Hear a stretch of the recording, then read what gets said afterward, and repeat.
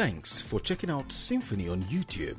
Please be sure to subscribe and like our videos for updates.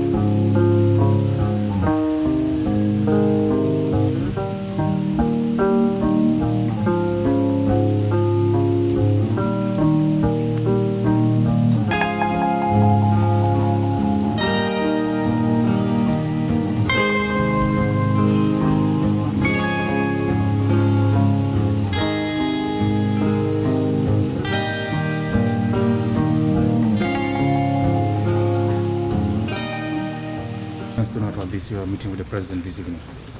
Well, I think what brought us here is to formally inform Mr. President of the death of the Chief of Army Staff,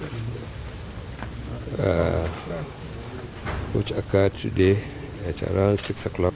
And we also come to pay our condolences to the President and inform him of the preparation to bury the Chief of Army Staff and the 11 other officers and soldiers. That's what brought us here. Thank you. So how does the President feel about all this? Deeply shocked and saddened that they died in active service, but that their deaths will not be in vain. Because what they stood for, the end of all these security challenges, will be the best way of honoring their service.